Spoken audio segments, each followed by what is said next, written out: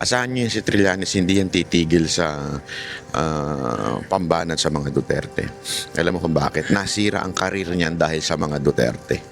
Sirang-sira. Imaginein mo ha, dati, ang tingin sa'yo ng tao, bayani ka. Dati, tingin sa'yo ng tao, hero ka. Yan ang tingin ng tao sa'yo dati. Pero nung siya po ay nagpumilit na mag-vice president, sabi ni Pangulong Duterte, sa kanya noong 2016 at tinanggihan ni Pangulong Duterte, doon na bumagsak ang karir niya. Ang nangyari kasi, dahil sa kanyang ego, kayabangan, dahil sa kanyang kayabangan at ego, ito po ay nagalit. Para bagang sabi niya, hindi mo ako tinanggap . So kung ano-ano na inimbento niya sa mga Duterte. Lalo kay Pangulong Duterte noong panahon na nakaupong presidente. Ang problema, mga kababayan, nasira siya. Una, wala ni isa siyang napatunayan. Pangalawa, walang naniwala sa kanya.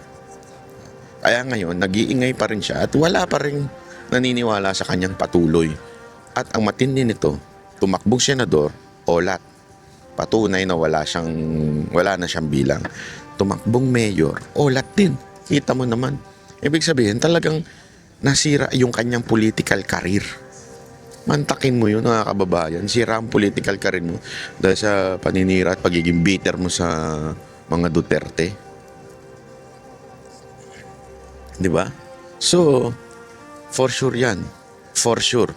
Hindi titigil itong si Trillanes na ito na siraan ng mga Duterte kasi nasira na siya ng todo bumagsak siya So kaya ganun ang siste ngayon. Ito ngayon si Cabral, yung kanyang Yusek Cabral, yung kanyang pagkamatay, isa pa hong mahiwaga dito yung meron siyang video na takot siya sa heights. Tapos yung tinanong, yan yung una niyang so kung ikaw takot sa heights, sa dami-dami ng ways para ikaw ay kunwari lang take your life, ika nga, ay hindi yung bagay na kinakatakutan mo. Bakit? Mahirapan ka. Di ba? Isipin mo, ako, halimbawa lang, yung isang tao, may phobia siya sa ipis. So, para tapusin niya na buhay niya, kakain siya ng ipis. Napaka-imposible nun. Kakain siya isang garapon na ipis. Phobia mo nga yun di ba? Sabi niya, ang pinakakinakatakutan niya, heights. Tapos, umupo pa siya dun sa di ba, may picture, nag-selfie yung driver. I mean, it's an odd. One, may phobia ka na Bakit yun pamparaan ng iyong ng buhay mo? Baka nga, eto di ko alam. Sabi nga it's either totoong yung ginawa niya, may yumari sa kanya, o pinepeke lang niya yung niya. Kasi, imposible parang ang hindi ko matarok yung ganong klaseng kaisipan. Halimbawa, takot ka sa, pag tinanong ka, di ba marami sa atin tinatanong, kasi lahat naman tayo madededo. Anong gustong karaan mo para madedo ka? Kunwari, ang pinakaayaw mo yung masunog. Halimbawa lang, gagawin mo ba na magkukulong ka sa isang lugar, susunugin mo sarili mo? Yung medyo out di ba? Yung kaya nga out yung factor na yun, yung sinabi niyan takot siya sa heights. Napaka-imposible.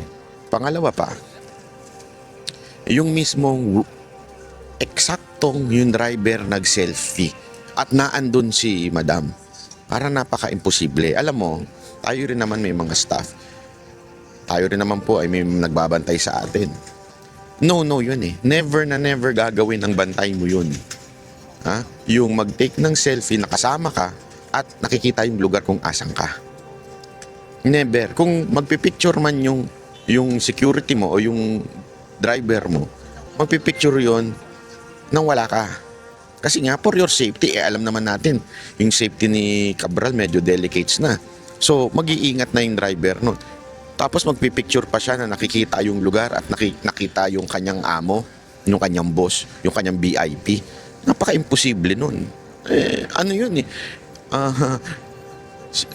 bodyguard 101 yun Hindi ka magpipicture, nakasama yung VIP mo, tapos alam yung lugar mo. Imposible. Kaya nga napakalabo nung eksena ng mga ganyan. Pati ayon pa dun sa kwento ng driver, nagpaiwan. Ay, okay lang kunwari magpaiwan ka sa loob ng halimbawa yung sinisecure yung VIP o meron akong VIP meeting with someone sa restaurant o iwanan nyo muna ako, kumain muna kayo dyan kaya sa hotel o dito lang naman ako, safety naman ako, iwan nyo muna ako, diba? Okay yun, pero yung iiwan ka sa gitna ng daan doon sa delikadong lugar, sasabi mo iwan mo muna ako ha. Pinaiwan daw siya tapos bumalik na lang siya nung nalaman niya na nandun na. Sabi ko, kung ikaw yung driver, security, iiwan mo ba yung VIP mo dun sa lugar na yun? Na parang napakadelikado naman po ata nun. Hindi mo iiwan yun. Malaking kalokohan. Naglolokohan di ba? Sa akin, napakalabo naman ng mga eksena nitong tapos hindi naman siya pinababalik, bumalik siya. Wala nagsabi sa kanya bumalik siya eh. Di ba? Parang kaya nga medyo mysterious yung pagkawala. Hindi natin alam kung sinadya ba para one, pagbintangan ng mga Duterte o two, ay hindi na maituro yung dapat maituro. Di ba? Hindi natin alam. Ang matindi pa nga dyan meron pang isa na sinabi siya sa isang interview nung tinanong siya, anong favorite mong movie? Ang sagot niya is How to Get Away with Murder. Basta parang anong yung title is Faking Your Own Death, parang ganon.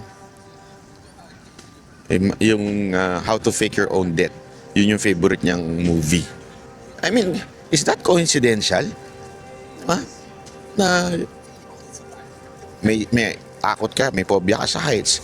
Tapos, biglang ang favorite movie mo, How to Fake Your Own Death. I mean, hindi ba? Parang medyo awkward naman. Mukhang planado lahat ng nangyayari. Ewan ko isipin nyo mabuti yan. Tapos i-komento nyo dyan, babasahin ko. Kung ano yung komento nyo dyan, babasahin ko para mas matalakay pa po natin ito. Kasi ngayon, matindi yung usapin dahil isa pa nga, yan nangyari din ngayong araw, itong nakaraang araw ay yung pagkamatay ni Akop. Tandaan nyo kung sino to si Akop. Kasama ito doon sa mga humarap kay Pangulong Duterte nung humarap sa kamera at inimbestihan si Pangulong Duterte. Alam mo itong si Akop, with all due respect sa kanyang pamilya, condolence pala sa inyo. Itong si Akop, ganun to medyo ganun ito kung asa ng ihip ng hangin na andoon. Ay, ang masama nitong nakahuli niyang, masasabi natin, huli niyang eksena sa buhay. May kanya-kanya tayong eksena sa buhay Yung scene, yung kanyang huling eksena ay hindi maganda. One, inusig niya ang presidenteng talagang mahal ng mamamayang Pilipino. Inusig niya isang presidenteng talagang pinagkakatiwalaan ng taong bayan. At ang masakit pa nito, ang kasama niya sa pag-uusig ay isang dating di umanong NPA. Diba? Na naging party list congressman. Si Akop po ay isang pulis. So instead na yung integrity niya sana na natiling policeman o gentleman, diba? Nasira nung mga huli niyang araw sa mundo na ito. Kaya nga alam mo mga kababayan na this is a lesson for each one of us. Ako, yan din ang lagi kong nasa isip. No matter what success ang nakuha mo, o no matter how successful you are, no matter how rich you are, lahat yan makakalimutan ng tao. Ang mananatili dyan ay yung alaala na ginawa mo o contribution mo sa mundo na ito.